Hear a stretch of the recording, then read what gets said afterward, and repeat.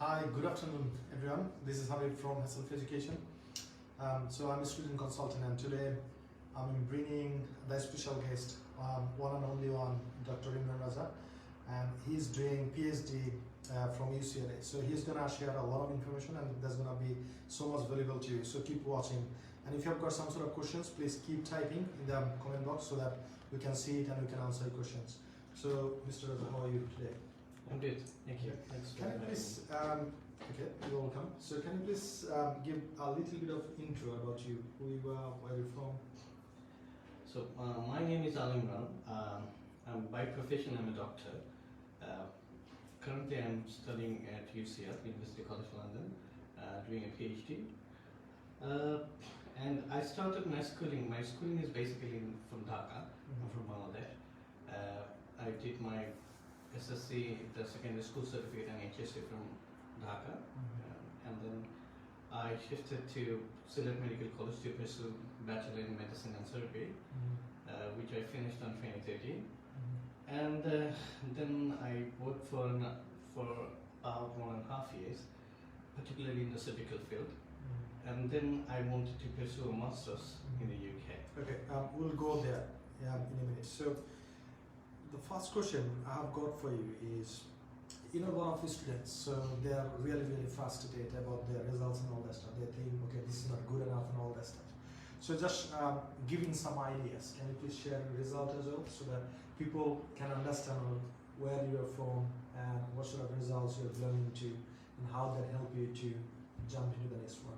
Well, I can understand that could be very frustrating for me as well. Yeah. So basically, I got a score of 4.75 in SSC. So I belong to the first GPA batch basically, and then I scored 4.5 in HSC.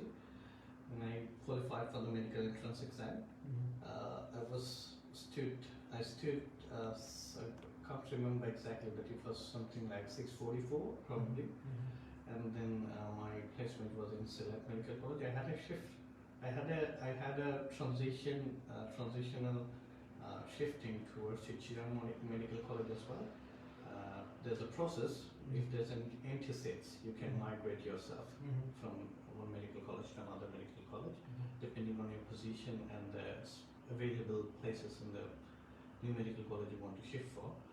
So, and then basically I came back to Sylhet Medical College because everybody recommended me. The technical side was very strong in Sylhet Medical College. And yeah, kind of that's it. So it's basically, even though if anyone's GPA score is low, you can still manage. You can still manage with your after effort if you are looking for a good position to go for. It really depends on your aspirations and hard work. Okay, thanks for sharing that. So now the next question is, so as you finish your school and college, then got admitted into Sylhet Medical College, then tell us something about your work experience. So where did you work and how did you enjoy that? Well, it was good. My first placement was basically in Sylhet because I wanted to be a neurosurgeon. I was very fascinated about neurosurgery. So I really was very interested in clinical classes, and mostly I started to follow my seniors from year 3, which is quite unusual for the students, but I was so fascinated about the surgical procedures and the challenges we were facing at that time. And then I started to work with the head of the department of neurosurgery once I finished my medical final exams, along with my internship training program. So there's a tricky part. In your internship in medical colleges, most of the people don't plan ahead. So I had a plan that I wanted to build my career in neurosurgery. So I did my surgical placements first, so that I have the pre-required knowledge to go for surgical field specialty. And then I started working for the neurosurgeon in Sylhet. He was fantastic surgeon and wonderful trainer. So, and then afterwards, I thought to gain more work experience related to surgery, and then I joined Shahid Mansoor Ali Medical College as a first. I started with as a medical officer in surgery, and then I pursued about 6 months of training. Then I started to apply for scholarships, which I was completely unknown about. What are the work experience needed? What are the procedures? So I learned the hard way, and then I started to email the universities. It's really wonderful that the UK universities are very, very active, and along with the help of the agents who are working with the UK universities, you might achieve wonder. Okay. So for me, I had a really good help doing that. Thank you for sharing golden nuggets. So, okay, so far I understood that you had so much work experience here and there in medical field. Now, so I had a conversation behind the scene, and you said, I thought, so you're doing PhD in UCL, so that's the first one you're doing here, but you said no, you had a master's before in UK. So the first question I'm going to ask you, so there are loads of countries out there, like USA, Canada, and other European countries as well, so, and Australia as well. So why have you chosen UK? Why is United Kingdom? For me, it was quite clear in my vision because I'm from a medical background. So I was looking for a subject which complement my previous education. That's number one. The second one was that if the subject would be valued if I go back to my country. That was the second intention that I was looking for. And the third one is, can I really study the subjects? Because there are financial factors, there are community factors, there are survival factors which we need to consider. So I was really looking for something which the first target was that I wanted to study surgery. I was quite sure that I wanted to look for something which I couldn't get in any other countries. I had options. I tried the other countries as well, but probably so far the most convenient option was UK. When I did my masters, it was only two universities which were offering the course which I specifically wanted to study. Okay, thank you for sharing. I'll take you there. Yeah. So that's the reason you said you have chosen United Kingdom. So what did you study in masters? So my subject was minimally invasive surgery. So I really It sounds really difficult. Can you please explain a little bit? The easiest part is that you all are familiar about laparoscopic surgery or keyhole surgery. So the technical term for that one is minimally invasive surgery. Okay, got it. So dear viewers, so I'm not gonna make it complicated, though it's medical field, and I mean I don't know that much about the medical field and stuff, and that's not the reason. I mean I have invited Dr. Imran Raza here to share a lot of things. This is the best part. I'm gonna ask him a lot of questions regarding the funding, scholarship, and PhD and all that stuff. So stay tuned, right? So okay, so you have finished your master's degree. So what happened next? And then the master's was really an eye-opener for me. It really got me interested about research because that's the first time I got to introduced about research field and how to do a research, how to conduct a research, and what's the importance of a research. So that really got my eye. And then after finishing the master's, I went back. I started clinical neurosurgery. I started a job in another hospital. At that time, it was really important for my supervisor as well that we do some research, which was quite unknown when I did my medical studies and like after finishing 6.5 years in medical studies. I wasn't really sure how to conduct a research and is that really necessary? That was second thing, that we were not even given an idea that researchers are really, really needed. So that was the beginning of shift myself towards research. Okay, thank you. I'm going to stop there. So, dear viewers, let me tell you something is very, very important. So, we help students around the world, and we have got offices in London, Birmingham, and Manchester, and also in Bangladesh, India, and Pakistan. So, most of the times we get a lot of students they'd like to do PhD from their countries, right? And always we tell them, okay, it's a bit difficult to find a supervisor from abroad.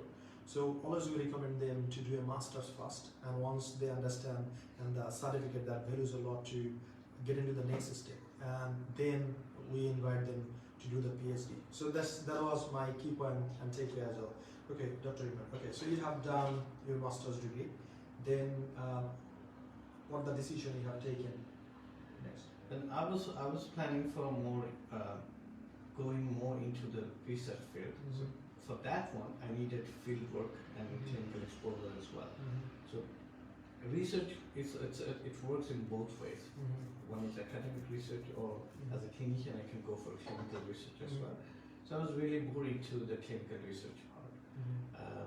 When I started working for a neurosurgeon in a reputed hospital in Bangladesh, I got to confront many of the critical diseases, which were rather unknown in many ways.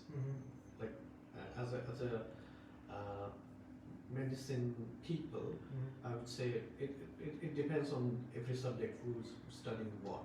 So you get to know the micro things about clinical procedures or surgical procedures, or it could be the disease pathophysiology or the cause of the disease. There are so many things which are unknown, which are yet to be explored. So I got involved some of those kind of things, and I really wanted to explore more into the research field, and which got me interested to look for research funding. It comes eventually. Okay. Here is another question I would like to ask you. So if you don't mind. So you have done a master. So when I see someone else as a doctor, so in my imagination, probably if I ask the same question to the doctor that what's your future plan, and probably the answer I'm expecting is a famous surgeon or something else. So my question is, why have you chosen a research field instead of going to the medical field? What made you interested to do that? Actually, I mean, you can still do both. The clinical, you can be a clinician, plus you can be a clinical researcher. Like my supervisor, the supervisor I'm working with, he's a clinician, full-fledged professor of aesthetic surgery, and he's doing clinical research as well. So it really depends on your interest of doing newer things, newer tactics, newer exploration. If you're interested about those things, yeah, you need a little bit of research. Or yeah, you can be a like very busy practitioner as well, but it's really difficult to be a good practitioner without research as well, because you need to keep yourself updated every time. Okay, so share with us one or two things that made you interested in research field. It's really on some. I wouldn't go deeper into the particular cases, but there are so many things which, as I said, that I'm from Bangladesh, and we don't have a lot of smart techniques. Which when I did my masters here, I got a chance to get exposure to the minimally invasive procedures, which is rather difficult in Bangladesh in terms of neurosurgical facility. So there are so many surgeries going on regarding abdominal surgeries, that's true, but then again, at the same time, not much of the neurosurgeons do know about minimally invasive neurosurgical techniques. So that was one thing. And the world is advancing, everywhere. Robotic surgery has been there in practice from the last 10, 12, 15 years.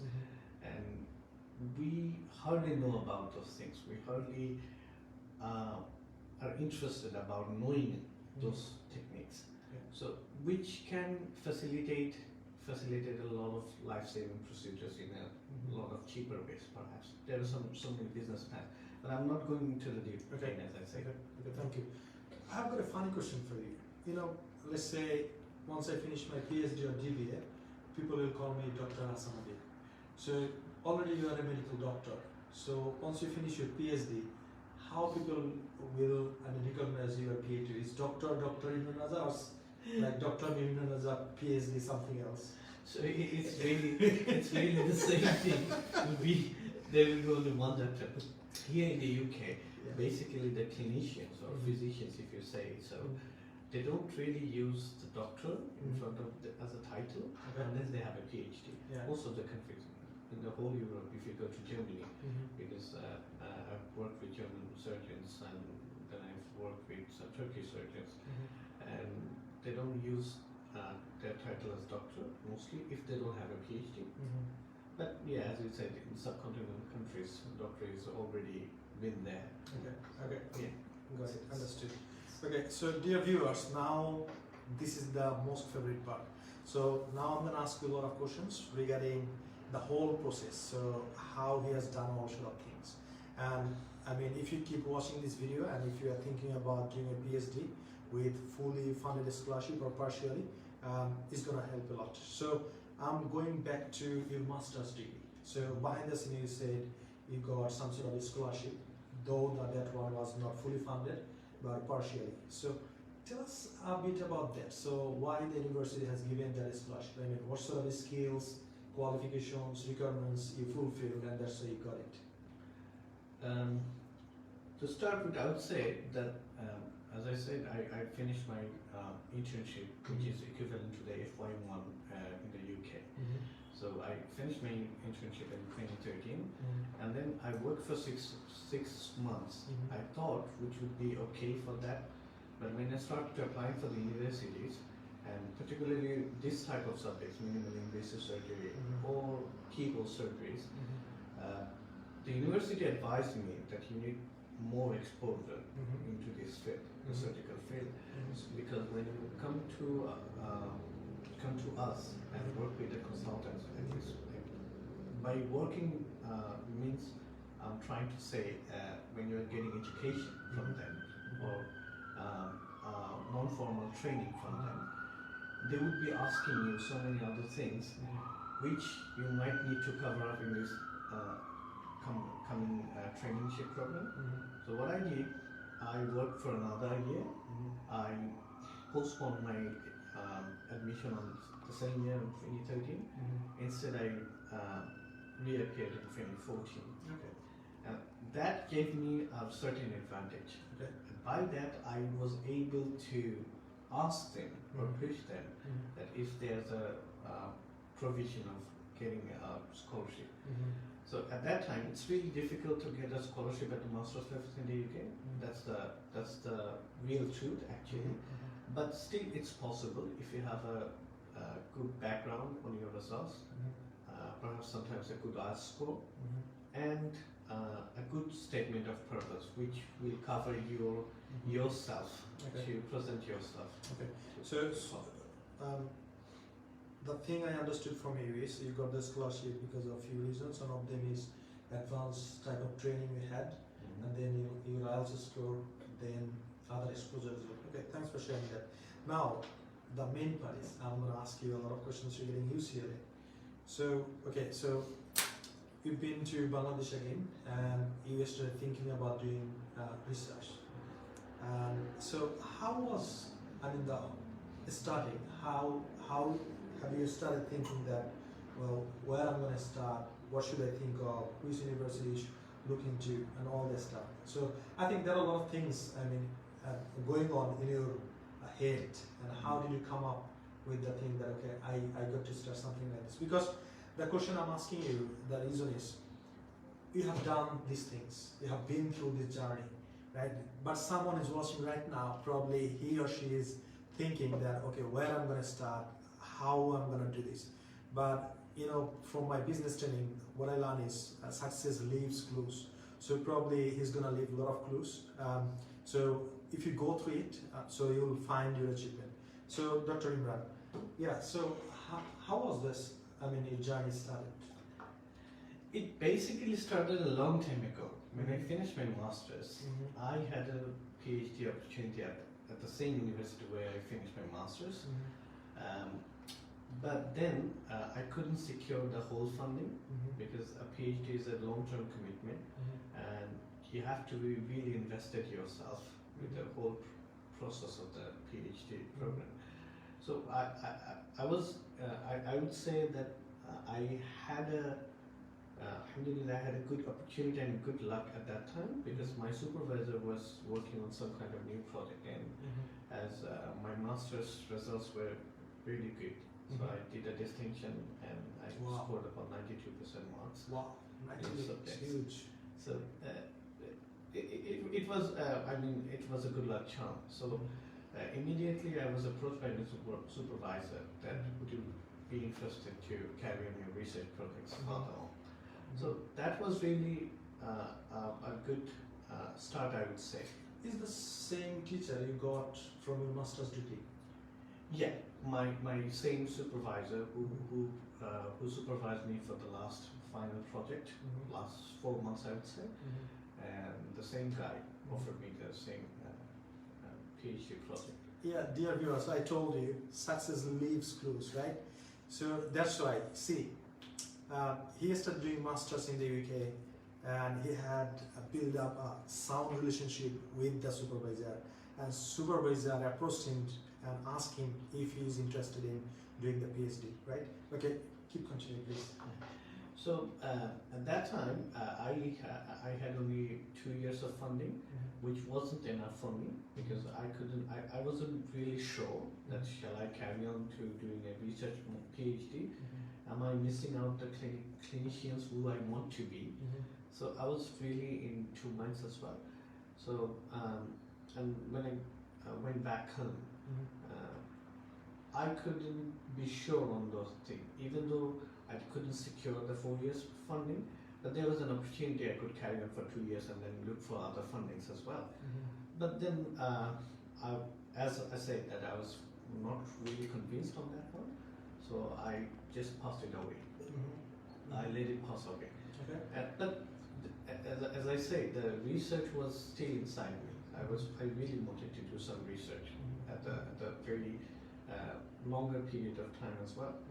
So then I started work clinically as a clinician, and I grew more experience on researches. I started to publish, so I had like 3 or 4 grey literatures during that training period of mine. So did you say this publication? Yes. Okay. So this is really important. This is really important because when I had a clinical supervisor from Bangladesh as well, who was my teacher as well, one of my mentors, and he did a master's from Liverpool University. Later, he finished his PhD from Oxford last year. So now he's working as an assistant professor in BSMME. He was a fantastic guy. So he was one of the youngest scientists I have ever came across knowing about researchers. He asked me to be involved in research procedures more and more. If you want to go for funding project later on in your life, you might need to start right now. So this was a valuable advice to me as well. And then I started to accommodate my research skills into what I wanted to do for the next future steps. So I had like 2, 3, I think it's altogether 1 international and 2 national, so about 4 papers published in the next 3 years. And then I really started to work on this PhD program, which I'm currently going through at the end of the 2018 or early 2019, I would say. And I made my proposals and then went through again and again with those proposals because I had 2 or 3 projects. I wasn't sure which is going to give me a secure funding. Okay.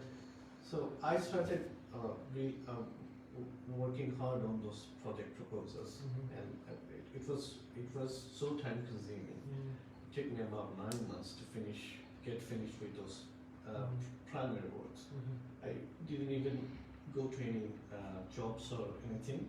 I was just simply focusing on making a research proposal. And at that time, I started to send those proposals to different universities. I would like to mention this. I was talking about other scholarship I had an offer with Leuven in Belgium. Mhm. So that was an interesting offer as well. Mhm. But I really wanted to come back to UK because this environment is familiar to me. Mhm. And plus the second drive was that I also wanted to work as a clinician in the UK as well. Mhm. As I said, as a clinician, my studies back in home, back in Bangladesh, and then my masters in the UK really gives me an advantage if I want to stay in the UK for a long time. Mhm. So I really wanted to come to this country rather than going to somewhere else. Okay, got it. So my institution will be very related to UCL. So what do you think? What are the qualifications, your achievements that help you to land the UCL scholarship fully funded? Give us 4 or 5 things. I know it's really difficult to cover everything, but just 4 or 5 things. I would say the first is that you have to have a research background. Okay. So that's my advice to all the aspiring researchers or PhD candidates would be go for publications. Even though it can be a great literatures, nobody knows about the publication paper, whatever it is, but try to do something genuine for yourself. Okay, so before landing this, you had 4 or 5 publications already. Yeah. Okay. Next. So publication is one thing, because publication will cover your results as well. Even if you don't have a like first class first in every way, but still you can manage something. And then build good relations. Do a lot of research about your research before pursuing. Okay. So this is really necessary. So you might have a lot of publications, but you don't know your subject very well. That doesn't help you. Okay. So you gotta have a keen idea whom you want to approach. Good idea about his works as well. So do research about your supervisors whom you want to approach. So get a good idea about his research works as well. Get a sound idea what are the topics he's really interested about. So this is like more like a shortcut process, I would say, even though some people are really very keen on pursuing their own researches, but every time if you keep on focusing on your research only, it might be very difficult for you because you have a very narrow field, so you need to keep your fields open because you'll have your chance to do your research at any point, but first you need to secure funding. Sometimes the funding comes with the supervisor's wish only. Okay, so the point I got from you is not something you are very much interested in. You need to look into the matter that which sector or which topic has got funding. You need to be very flexible, I would say. Okay. That would be my advice towards the clinicians mostly. Okay. But the other subjects of the disciplines, they have more options. For the clinicians, the field is comparatively narrower. But for the other people, other subjects, like if I say any field of engineering, they have much more flexibility and much more fundings as well. So they can think widely. Their field is already wide actually. Okay, got it. Is there any relation regarding the IELTS score or something else that helps a lot to? So for UCL, for me, I really had this admission beforehand. I didn't have to go for IELTS score because I was already studying. I finished my masters in the UK, and I had a previous IELTS score of 8, which was really Fantastic. That was like expired a long time ago. But UCL still wanted me to go for IELTS again. But it was a very they called me and told me to finish this IELTS on a very short notice. So you have to still prepare yourself to get a good score in IELTS. So that's you cannot avoid that part. Most of the universities have their own rules and regulations. Like UCL, Imperial, I would say the first 4, also Cambridge, UCL, and Imperial, they wouldn't allow you without getting into an admission registry. Sorry, I forgot to ask you. So, what sort of funding you got? Any name so that people can research on it? For funding, I would say I'll take a minute or two on a brief idea about funding. So fundings are really a candidate has to explore the funding options. So there are so many fundings in the university itself. That's like total funding body. There's a whole how I'm gonna put that into words. It's like a grant commission. Most of the big universities, large universities, they do have this kind of large fundings, which covers the tuition fees and yearly expenditures of a student. But those are really difficult to get into. So it's like you have to be like top 3, 4, and you have to prove yourself. Which, if you're coming from a medical background, which is almost near to impossible. But if you're coming from any engineering background, any business background, you might have a good CGPA, like 3.9, 4.95 out of 4. So that really helps you to get into that top 5 or 4. Plus, on top of that, if you have added advantage of very good IELTS score, a very good SOP, a good relationship with your supervisor, and then I would say that like some people are really interested about going to the United States and some other countries and Canada. They really do the aptitude tests like GRE, GMAT. Those scores also help sometimes. Not for all the universities, not for all the disciplines, but I wouldn't say there's no possibility of getting good scores on those aptitude tests. That can give you a benefit in this country as well. So that's one way to go for the scholarships. The second way is there are some common I would say organizations, like there's Commonwealth Scholarship. So back in Bangladesh, the Commonwealth countries or the UK government has a good relationship with the Bangladesh government. So they have one government funding through Commonwealth Scholarship. So that through the Ministry of Education. So that's a possibility. There's also a Commonwealth shared scholarship, which is given to the candidates individually. To secure that kind of scholarship, you need to have a good communication with the university first, and you have to look for which universities are offering that scholarship. So that's another. There's Saffron Scholarship, and there are some charitable funding scholarship as well. So like if you're really interested about cancer genomics, cancer therapeutics, or something like that, the emerging subjects which the whole world is suffering from, you can look through the charity organizations as well. They have a good funding options available, but then again you have to explore your area of expertise with the organizations could. And there's some scholarship. Okay, sorry to cut you up. I'll come back in a minute. So, dear viewers, I think you are getting a lot of values from this video. So, I would recommend you please hit the share button so that people, on your friend list, they need to watch this video. And I know I'm so sorry I don't find this kind of resource people, respected guests, time and again. So, if you miss it or if your friends missed it, it's going to be so much loss for you and for your friends as well. So, Dr. Iman, I know you're busy, so I'd like to go a bit fast as well. So, thank you for sharing and thanks for giving us a lot of time today. So, now the question is a bit different. So, I know you probably applied lots of universities, lots of funding and all that stuff, and you expected eagerly. So, I would like to take you back in that time. So, once the funding or UCL scholarship has been confirmed, so what was your feelings?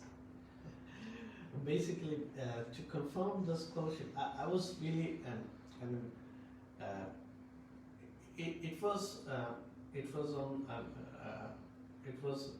I was on a floating board because before the confirmation of that I secured the funding from UCL, I came to this country once to present my project, and I really had to convince the whole body. So I had to confront about 20 people, including my supervisors, and there are some research faculty members who asked me all sorts of questions. So I had to really go through a rigorous interview procedure almost. But yeah, the added advantage was that I already knew that as they have called me to present myself, so they're really keen onto the project actually. So even though it was a risky decision that all my effort, all my work, all my time might get wasted, I still took the chance. So that really gave me a confidence that yeah, probably I nailed it. And beforehand I worked as a clinical fellow as well. So I was quite confident on getting the scholarship because my supervisors were super convinced at that time. And they also asked me to work on some other project, which I really didn't intend to. But then again, as I said earlier, that you gotta be really flexible on what you want to do. Sometimes your funding size, you need to be very convincing towards your supervisor. Sometimes it's not like negotiating, but sometimes, yeah, probably you might have a better age if you take the other projects. Probably you might get a certain advantage. So the project I proposed, the project I was working on, I got a chance to do another project almost similar or parallel to that one, but not exactly the one which I wanted to do. Okay. I negotiated with that part, and because that project, which was supposed to be my supervisor's another PhD student project, was given to me and offered to me that if you carry on to this one, probably you have better chances to secure funding for the next 4 years. So I took the chance. That's it. Okay, thank you. So my question I'd like to really wanted to know. So how did you find that you got confirmation from UCL, and what was your feelings like instantly? Did you get a call or an email, or how was that? You jumping over the moon?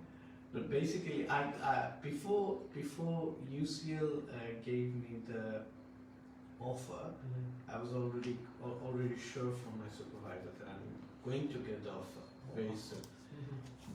So it was just a matter of time, and he invited even to come to the UCL before getting the admission. Actually, and I did that because, as I said, I worked as a clinical fellow for 3 or 4 months. So before the admission, I was here in the UK working with him in the same lab which I'm working now. So yeah, I mean, the particular feelings, I would say I was quite elated. Obviously, I was really happy. But at the same time, I was a bit confused as well. That okay, as I haven't had the letter yet. As I said, there's a sense of insecurity. There was a sense of insecurity. I wouldn't ignore that part. But then again, it was quite a good feeling. Okay, got it. Thank you. Thanks for sharing. So now I'm going to ask you a question. So most of the time we get these questions from doctors. You know, there are a lot of professionals, they come to this country for a study of different purposes and they'd like to settle down here. But the doctors, they always say, you know, I'd like to go to UK and I'd like to work as a doctor. I'm not interested in doing some sort of odd jobs or something else. So can you please share with us, so especially the doctors who are living in South Asian countries like Bangladesh, India and Pakistan, can they migrate to this country and can they work as a doctor? So what's your thought about that? To answer your question, I would say yes, they can come to this country and work as a doctor. Due to this pandemic situation for the last over 2 years, it's been difficult for the doctors to secure some place, probably I would say, because, but it's really easy. The UK needs a lot of doctors. The NHS is struggling really. That's the practical situation over in this country. So there's a very good opportunity for the doctors who can go through the processes required by the GMC. That's one way to come to this country. Okay. So, and obviously like my way, which I did, they can come as a student as well, and then probably go on to the same process while they're studying their masters or doing some other studies and securing licensing exam. So both options are open. But yes, there's a very good opportunity to migrate to this country, and it doesn't take a lot of effort. It's the UK government and the NHS is quite open to the foreign doctors, because they previously, I think, till 2020 or end of 2019 or 20, there was a bar that there can be only 10,000 foreign doctors can be recruited in the UK. That bar has been lifted out. Oh. So now there's no bar. So as long as you're qualified and you get a job offer, you're more than welcome to come and reside in this country. Yeah. So right now, I can remember one funny story. So I've been to Scotland, and me and my wife was there, and all of a sudden our car has broke down, and the gentleman, senior citizen, came to help us, and he asked me, "What do you do?" I said, "I'm a student consultant." He said, "You know, I mean, the brown people I see, when I see, I feel proud, because most of them we see they're doctors, and even if I go to GP, and most of the people I see is South Asian doctors, and I feel good as well." So, dear doctors, if you're watching right now, so you have got great opportunities to work as a doctor in the UK. So you said certain things they need to do, like licensing, English, and all that stuff. So once you do that, okay. So we have got a great project as well. It's coming up. So if you'd like to work as a doctor, we have got an expert team. They're gonna help you from A to Z, and I would say you can rely on them, right? So and also, dear viewers, I believe that you have already shared this live streaming, and thank you for that. And the next question I'm gonna go to you. Before that, just I'd like to make sure that you are not worried. So if you can't secure your funding, still you can study at your universities, because I would say 90 to 95% of students, they come to the UK and they study by self-funding. And even Dr. Imran, when he came first time to study his masters, and he has got a scholarship, but he paid his tuition fees as well. And that opportunity built another opportunity, and now we landed up with the UCL scholarship. So, Dr. Imran, the last question I'm going to ask you is regarding the public health.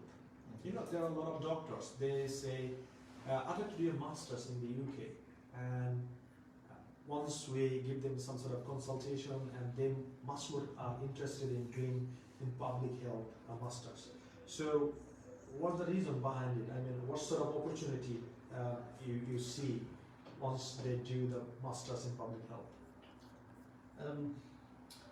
I would say public health is really a convenient subject for the medical professionals, because this is quite related to what we have been taught in our undergraduate program. Plus, public health also, a master's in any subject actually, especially regarding public health, will give you a quite sound introduction to research.